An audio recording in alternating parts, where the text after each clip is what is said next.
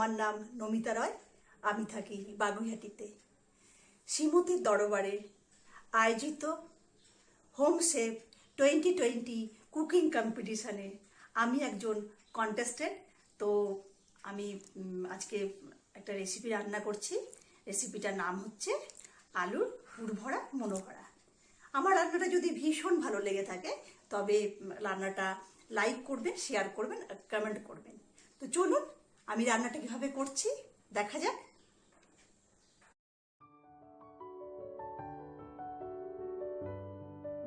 যাচ্ছি, এটা হচ্ছে তিল কোডিং করতে লাগবে যতটুকু, এটার কোনো পরিমাপ নেই। এটা যতটুকু আমাকে ওটাকে কোডিংটা করতে লাগবে ততটুকুই, ওটার মাপ কিছু নেই। আমি এখানে 4টে আলু নিয়েছি। এই চারটে আলুকে আমি লবণ আর হলুদ দিয়ে সিদ্ধ করেছি, আর এখান থেকে স্কুপ করে সমস্ত আলুগুলোকে বার করে সে আলুগুলোকে ভেজে রেখেছি, সেটা রান্নার মধ্যে লাগবে। এইভাবে সুন্দর করে সব আলুগুলোকে স্কুপ করে রাখা আছে সিদ্ধ করে। এর মধ্যে আমাকে পুরটা ভরতে হবে, যে পুরটা আমি রেডি করব। এটা স্কুপিং করে লবণ আর হলুদ দিয়ে সিদ্ধ করে রাখা আছে 80%, আর ফ্রাই করবো হচ্ছে 20%। তাহলে 100% আমার এটা ডান হয়ে যাবে রান্নাটা। আর এখানে একটা ব্যাটার তৈরি করে রাখা আছে ময়দা দিয়ে, কর্নফ্লাওয়ার দিয়ে, আর গোলমরিচ আর লবণ দিয়ে। এইটার অ্যাজ রিকোয়ার্ড যতটুকু লাগবে, একটা কোডিং কনসিস্টেন্সি ব্যাটার আছে, আমাকে কোটিং করতে হবে, আলুটা ফ্রাই করতে হবে সেই রকমভাবে। এখানে কিছু লাগবে হচ্ছে কাজু, কিশমিশ আর আমন্ড আছে, কুচি করে রাখা আছে কিছু গার্নিশিংয়ের জন্য। আর এখানে হচ্ছে প্রায় ওই 60 গ্রামের মতো আছে, চিংড়ি মাছ আছে, ওটাকে ভেজে একটা একটু স্ট্রেটেড করে রাখা হয়েছে। লাগবে হচ্ছে রিকোয়ারমেন্ট অনুযায়ী লবণ, এখানে আছে 1 চামচ হচ্ছে ধনে গুঁড়ো, জিরে গুঁড়ো, আর এখানে হচ্ছে পেঁয়াজ লাগবে 1 কাপ ভরে আছে। এখানে ধনে পাতা কুচি লাগবে প্রায় 2 টেবিল স্পুনের মতো, প্রায় 1/2 কাপের মতো। আর এখানে আছে 1 কাপ গাজর, ক্যাপসিকাম আছে 1 কাপ। এখানে আছে হচ্ছে 1 টেবিল চামচ হচ্ছে আদা কুচি, রসুন কুচি, লঙ্কা কুচি, সব 1 টেবিল চামচ করে আছে। আর লাগবে হচ্ছে ঘি 2 থেকে 3 টেবিল চামচের মতো, ওটা রিকোয়ারমেন্ট অনুযায়ী। লাগবে হচ্ছে চিনি টেস্টের জন্য, আর লাগবে হলুদ, আর গরম মশলা আছে 1 চা চামচ, আর ব্যাস হয়ে গেল। আর হচ্ছে এখানে হচ্ছে আমি বলেছিলাম যে আলু যে স্কুপ করে যে আলুটা কেটে নিয়েছিলাম সেগুলো ফেলার দরকার। আগেকার দিনে ঠাকুমারা তারা তো কিছুই ফেলতো না, তো তাদের যেহেতু রান্নাটা আমি এই রান্নাটা দিদিমার কাছ থেকে শিখেছি। তো এই আলু ভাজাটা ওটা স্টাফিং এর মধ্যে ভরা হবে, পুরের মধ্যে দেওয়া হবে, তো কিছুই ফেলা যাবে না, সমস্ত কিছু দিয়ে রান্নাটা করা যাবে। এই আলু ভাজাটা ওর মধ্যে আমরা মেশাবো। আর লাগবে হচ্ছে এখানে আছে এই হোয়াইট অয়েল, রান্না করতে লাগবে। তাহলে আমরা আমাদের সব উপকরণগুলো বলে দিলাম কি কি লাগবে। এবার তাহলে শুরু করা যাক রান্নাটা কি করে করতে হবে। মতো শাড়িটা পরেছি, তো শুরু করা যাক। আজকে আমার রান্না পুর ভরা আলুর মনোভরা। আর রান্নাটা কিভাবে করি এবার দেখা যাক। আমাদের গ্যাসটা এখানে ধরানো হয়েছে, হাই ফ্লেমে আছে, আর এখানে উনুনটা জ্বালানো হয়েছে, গ্যাসটা জ্বালানো হয়েছে। তবে এখানে আমরা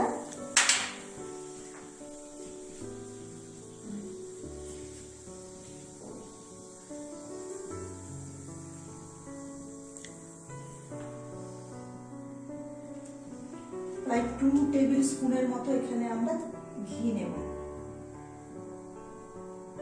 এখানে 2 টেবিল স্পুন, ভরে 2 টেবিল স্পুন হয়ে গেল ঘিটা। আমাদের যেহেতু রান্না করে করে আইডিয়া হয়ে গেছে কতটাতে 2 টেবিল স্পুন হয়, তো দিয়ে সেভাবেই দেওয়া হয়েছে। দেখুন একটু রিচ খেতে চায় তো কেউ পরে আবার দিতে পারে, অসুবিধা কিছু নেই।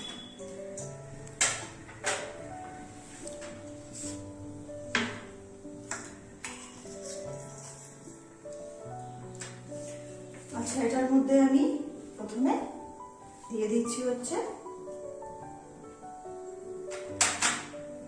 এখন পেঁয়াজটা দিয়ে দিই।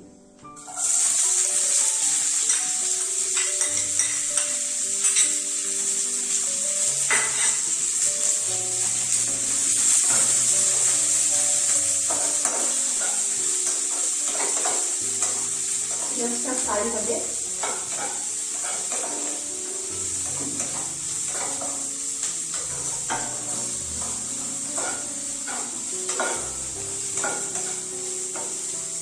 আমরা একটু সবজিটা খুব ভালো করে ইয়ে করবো, সেই জন্য আমরা এখানে আর একটু ঘি দিয়ে দিই। প্রায় 3 টেবিল স্পুনের মতো ঘি যাবে আমার এটা ভাজতে।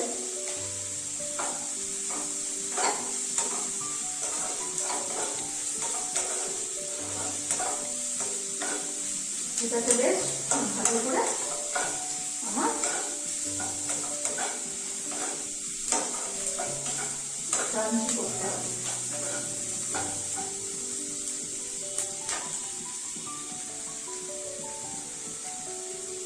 তার সঙ্গে দিয়ে দিচ্ছি আমি রসুন কুচি, আদা কুচি আর লঙ্কা কুচি।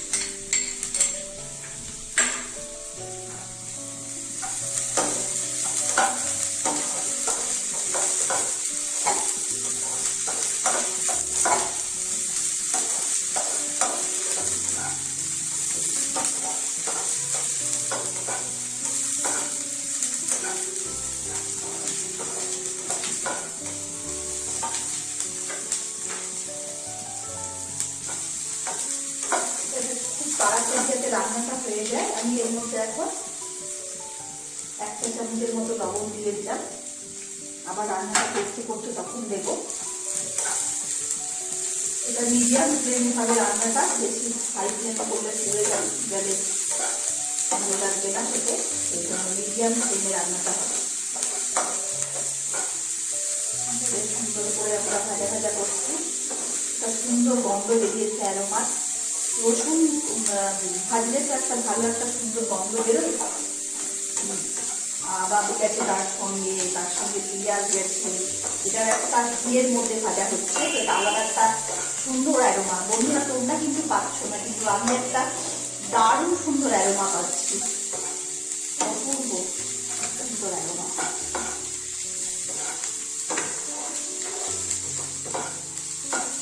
আমরা গাজরটাও একটু বেশ ভাজতে সময় লাগবে, সেজন্য আমরা গাজরটাও দিয়ে দিলাম। এখানে 1 কাপের মতো গাজর আছে।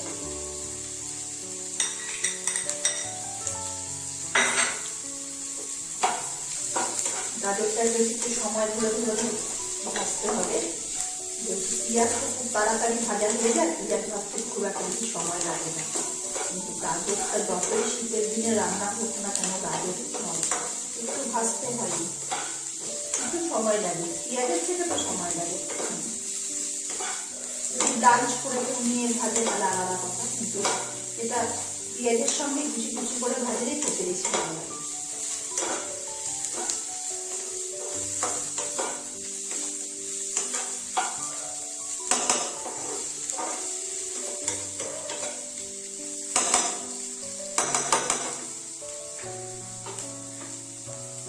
এটাকে আমরা একটুখানি ঢাকা দিতে হবে, যাতে গাজরটা যাতে ভাজা ভাজা হয় আর একটু মরে যাবে।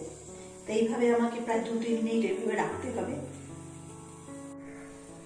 এখানে আমরা ঢাকা দিয়ে রেখেছিলাম প্রায় 2-3 মিনিটের মতো। তো ঢাকনাটা আমরা এখন খুলছি, খুলে দেখছি। তো এটা ভালোই হয়েছে, কুক হয়েছে ভালোই। তো এরপরে এরপরে যে একে একে যে সবজিগুলো দিতে হবে সেগুলো আমরা নিচ্ছি। বেশ সুন্দর ভালো করে ফ্রাই হয়েছে, রসুন টসুন দারুণ ফ্রাই হয়েছে। তো এরপরে আমরা দিচ্ছি হচ্ছে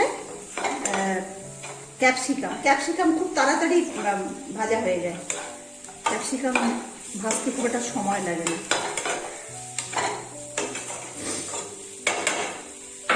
কেউ যদি চায় যে আমরা রসুনটা আগে দেবো, একটুখানি 1 মিনিটের মতো রসুনটা নেড়ে তারপরে পেঁয়াজ ভেজে তারপরে আদা লঙ্কা দিতে পারে।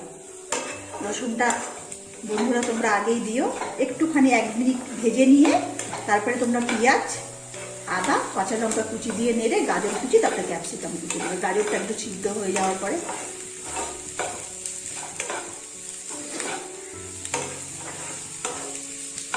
আমরা 1 চা চামচ লবণ দিয়েছিলাম এখানে, আর 1 চা চামচ লবণ এখানে আমরা দেব।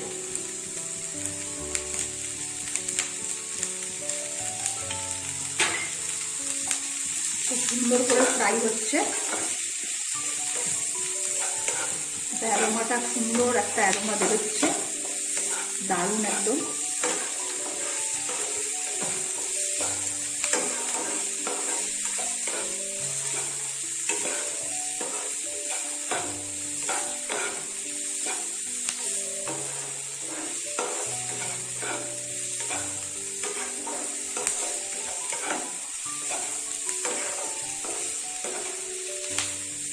সুন্দর আস্তে আস্তে ধরে ধরে আমাদের ভাজতে হবে, কিন্তু কোনো সবজি আমাদের পোড়ালে চলবে না। খুব সময় ধরে ধরে আস্তে আস্তে যে কোনো রান্না করতে গেলে আমাদের একটু সময় ধরে ধরে রান্নাটা করতে হবে, যাতে রান্নাটা পুড়ে না যায়, খেতেও ভালো হয়, টেস্টি হয়, সেভাবেই করতে হবে। আজ কমিয়ে কমিয়ে আস্তে আস্তে রান্নাটা, সবজিটাও খুব ভালো করে ভাজা হয়ে যাবে আর রান্নাটাও খুব ভালো হবে, টেস্টি হবে। যে রান্নার যে একটা জায়গা বলে না, যেটার একটা ফ্লেভার, ওতে কিন্তু অনেকটা সময় ধরে যেসব রান্নাগুলো করা হয়, বেশ একটু ধরে ধরে ভেজে ভেজে ভেতরে মশলা টশলা সব ঢুকতে রান্নাটা খুব টেস্টি হয়, ফ্লেভার হবে, ভালো লাগবে খেতে। আর খুব ফাস্ট করে নামিয়ে দিয়ে এই সমস্ত রান্নায় খুব একটা মশলা টশলা না করে না দিতে ভালো লাগবে।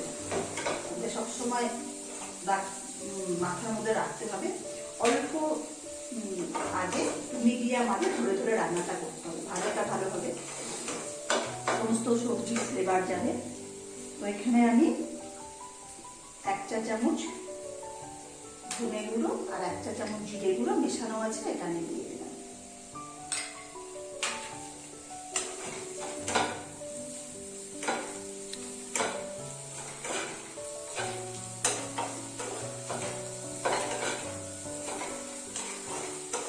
ক্যাপসিকামটা বেশ নরম হয়ে গেছে,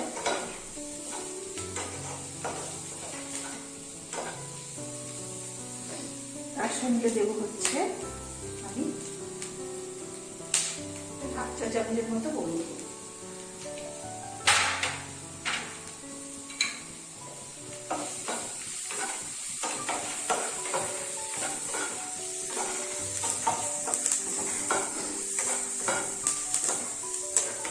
বেশি আঁচ বাড়িয়ে রান্না করে তেলটা পুরো গরম হতে উঠে যায় আর রান্নাটা পুরোটা ভালো হয় না, তেলটার মধ্যে এক্সিস্ট থাকে রান্নাটা, যদি একটুখানি মিডিয়াম ফ্লেমে করা।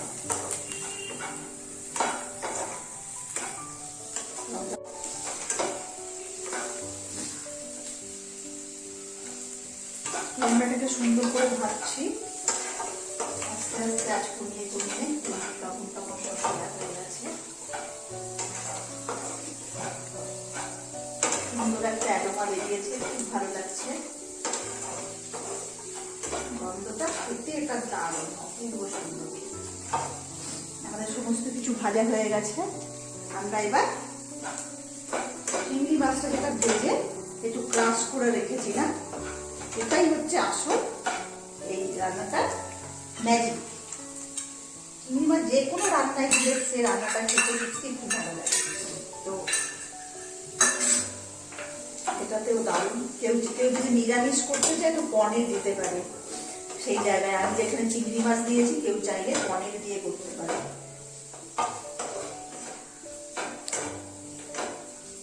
তার সঙ্গে আমি দিয়ে দিলাম একটু ধনে পাতা কুচি, গার্নিশের জন্য রাখলাম।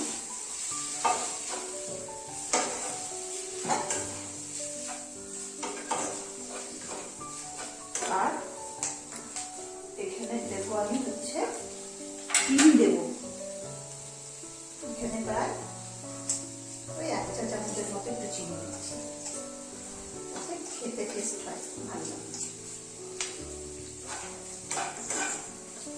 লবণ, চিনি, ঘি, এটা একসাথে এগুলো দিলে যে কোনো রান্নায় না, যে ধরনের রান্নায় খেতে খুব ভালো লাগে। চিনির একটা ফ্লেভারে রান্নাটা অন্যরকম ব্যালেন্স হয়ে যায় রান্না।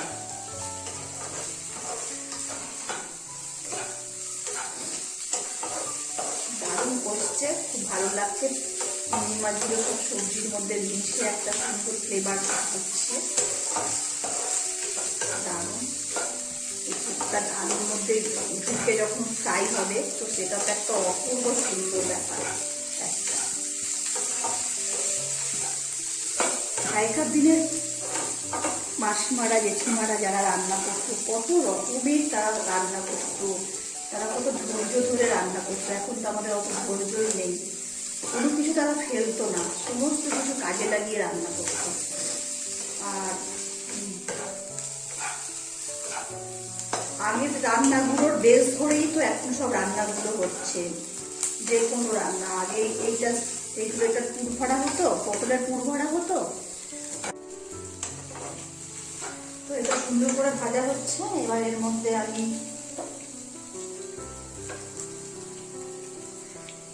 হাফ চা চামচের মতো গরম মশলা দিলাম।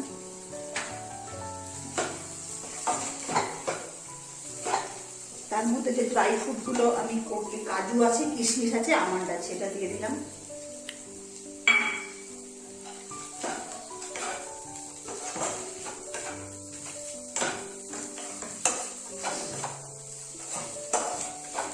আগেকার দিনে যে সমস্ত রান্নাগুলো তৈরি করতো মাসিমারা, জেঠিমারা, মারা আমাদের, সেই সব রান্নার উপরেই বেশ করে কিন্তু আমাদের সব রান্নাগুলো আমরা আরো নতুন করে মডিফাই করে রান্না করেছি। কিন্তু বেশটা কিন্তু সেই ঠাকুমা দিদিমার আমল থেকে কিন্তু তৈরি করে গেছে তারা, তার উপরে আমরা ইনোভেশন করি।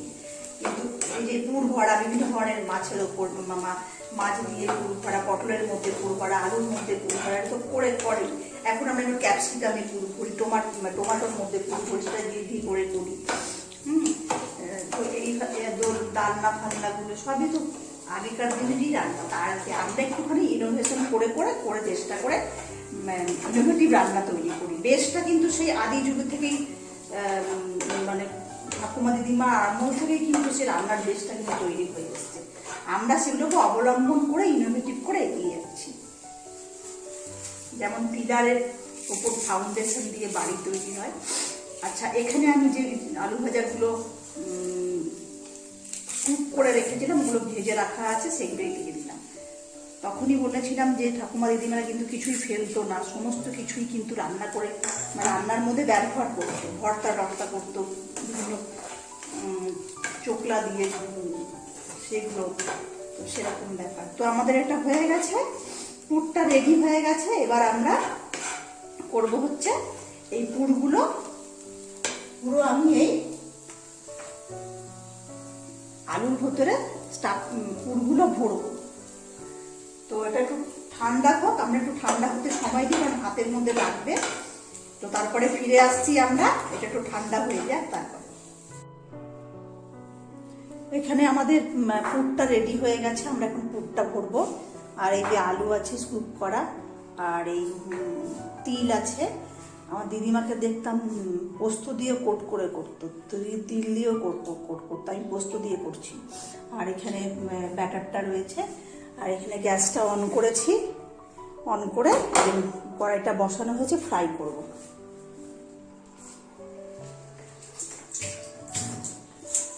তো আমরা এখানে সাদা তেলটা দিচ্ছি।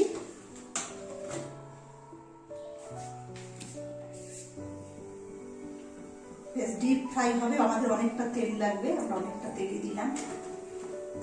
এটা পুরো ফ্রাই করতে হবে। আর আলুগুলো বেশ বড় বড়ও আছে।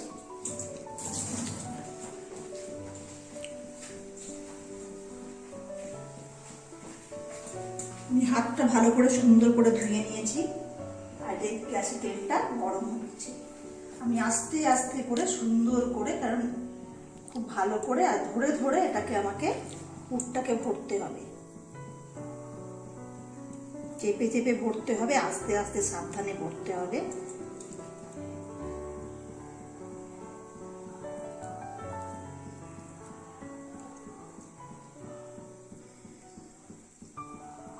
কাটো কাটো কাটো। এখানে আমরা আলু আছে, আলুগুলোকে আমরা এখানে আমরা গ্যাসে তেলটা বসিয়েছি। এখানে অনেকটা পুরো প্রায় ভরে তেল আছে, সাদা তেল। আর এখানে আলুগুলো আছে স্কুপ করা। হ্যাঁ, এবার আলুগুলোকে আমরা ব্যাটারের মধ্যে কোট করব।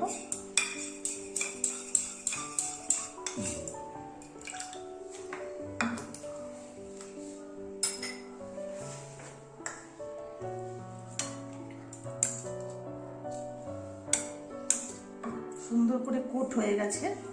আর এবার তিলের মধ্যে এটাকে আমরা কোট করে নিচ্ছি।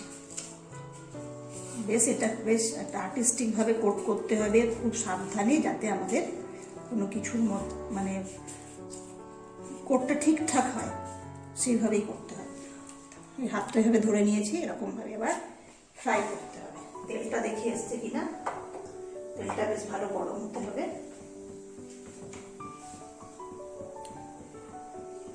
অনেকটা তেল আছে।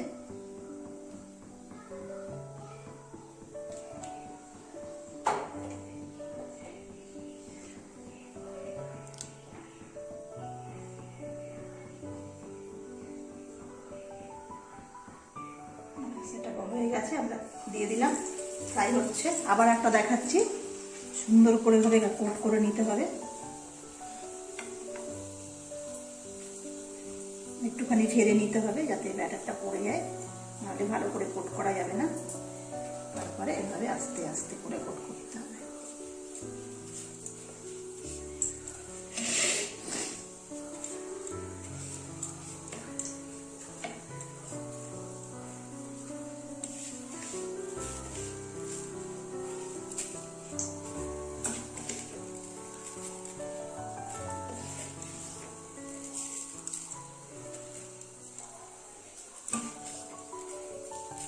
আলুটা যেহেতু এই দিকটা একটুখানি আছে, এই জন্য এই দিকটা লাগছে না, আমি হাত দিয়ে করে দিলাম। কিন্তু সবসময় এইভাবে ধরে নিয়েই করতে হবে, প্রসেসটা এইভাবেই করে নিতে হবে।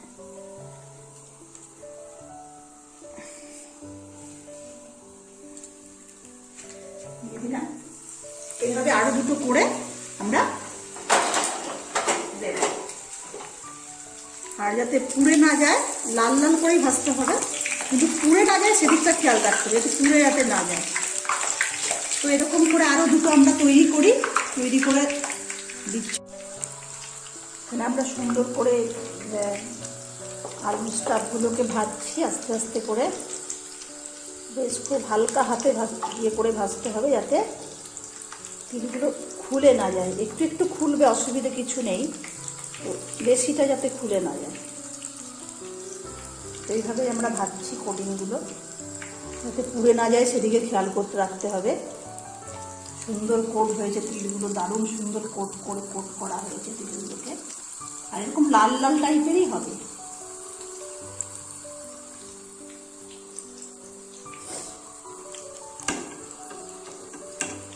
এইভাবে আলুর ভেতরে যাতে ইয়েগুলো যায়, ভেতরটা যাতে খুব ভালো করে ভাজা হয় সেদিকে আমাদের খেয়াল করতে হবে।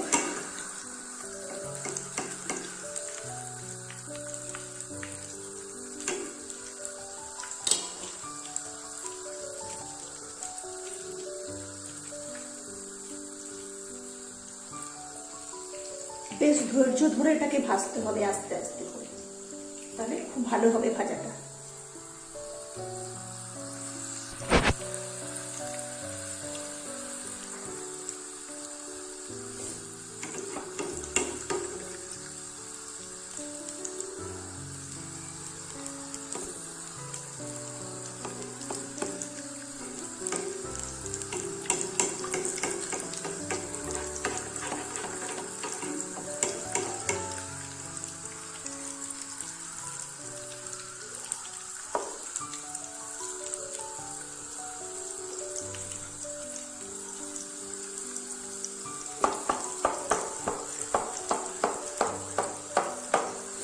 যেভাবে সুন্দর করে লাল লাল করে ভেজে নিতে হবে, বেশ খুব ভালো করে এভাবে ভেজে নিতে হবে। আর ভেতরে আমাদের তেলটা আস্তে আস্তে করে এইভাবে তেলটাকে দিতে হবে, যাতে আমাদের তেলটা ভেতরে ঢুকে সুন্দর যেন আমাদের ফ্রাই হয়ে যায় ভেতরটা। এভাবে আস্তে আস্তে ধরে ধরে করতে হবে। যে কোনো রান্না সুন্দর করে আস্তে আস্তে ধরে ধরে করলে না, রান্নাটা খুব ভালো হয়, তৈরি হয় রান্না, তৈরি যাকে বলে, সুন্দর তৈরি হয় রান্নাটা। আমাদের ভেতরে আস্তে আস্তে, আর মিডিয়াম ফ্লেম আছে, ভেতরটাও আর আলুটার ভেতরটাও সুন্দর ভাজা হবে। তো এইভাবে সুন্দর করে লাল লাল করে ভাজতে হবে। আর একটু হবে। আমাদের আলুটা সুন্দর করে ভাজা হয়ে গেছে, কোটিং আলুটা। এবার আমরা তুলছি। খুব ভালো করে লাল লাল করে ভাজা হয়ে গেছে, আমরা এটাকে আস্তে আস্তে সাবধানে তুলে নিচ্ছি। তেলটাকে দিয়ে দেবো।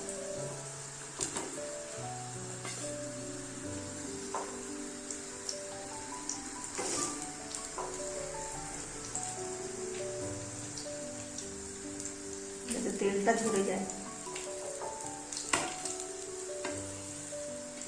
এভাবেই ভাজতে হবে, খুব বেশি পোড়ালে চলবে না, ভালো লাগবে না খেতে।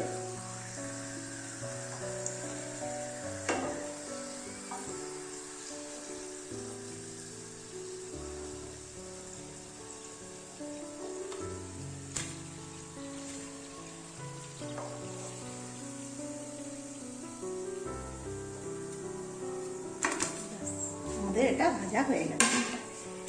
গ্যাসটা বন্ধ করে দিলাম, গ্যাসের আর কোনো কাজ নেই।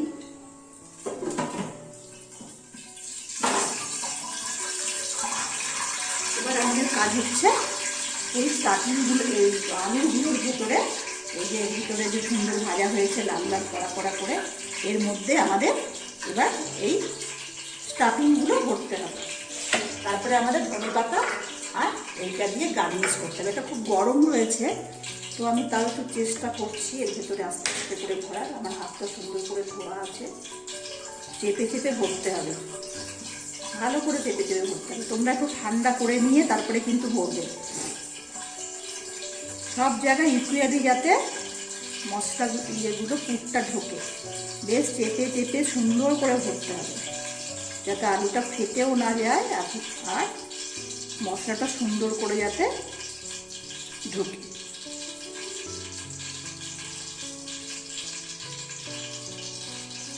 এইভাবে প্রত্যেকটা আলুতে সুন্দর করে আমাদের স্টাফিংটা ভরে নিতে হবে।